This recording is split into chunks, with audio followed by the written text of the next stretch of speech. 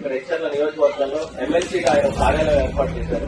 ఆ కార్యాలయానికి మన గ్రామస్తులు ముఖ్యమంత్రులు వచ్చి ఇక్కడ మీరు పడుతున్న సమస్య ఏదైతే తాగునీరు సమస్యలు కానీ లేకపోతే అక్కడి నుంచి ముక్క ఫ్యాక్టరీ నుంచి వస్తున్న ఆ కాలుష్యం ఏదైతే ఉందో మీరు పిల్లలకి భోజనం పెడుతున్నా సరే ఆ భోజనంలో అది కలుస్తుంది, ఆ పొగ కలుస్తుంది, చాలా ఇబ్బంది పడుతున్నారనే విషయం పార్టీ దృష్టికి కానీ అదే నాగబాబు గారి దృష్టికి కానీ తీసుకురాగానే అలాగే ఇట్లా రోజులో అంటే 24 గంటల్లో ఇక్కడ ఈ ముక్క ఫ్యాక్టరీకి ఇక్కడి నుంచి మార్చుకుని ఆదేశాలు ఏంటంటే మీకు రేపు 20వ తారీఖు ఈ ముక్క ఫ్యాక్టరీకి వస్తుంది.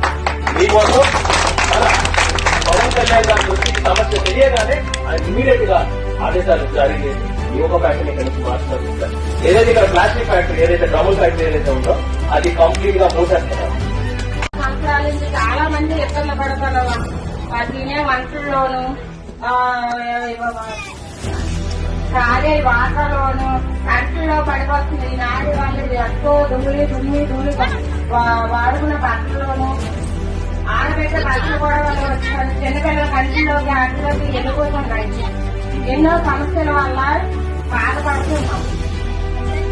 ఈ 24 గంటలలోపు మా సమస్య తీర్చినందుకు కొన్నిదల పవన్ కళ్యాణ్ గారికి అండ్ కొన్నిదల నాగబాబు గారికి అభినందనలు కోరుకుంటున్నాం.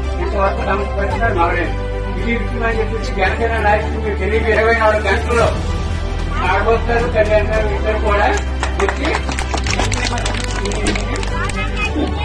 ప్రధానంగా పనిచేసి మొత్తం సమస్య చెప్పారు. నేను ఇప్పుడు వీళ్ళందరికీ రుణపడి ఉంటామని కోరుకుంటున్నాను.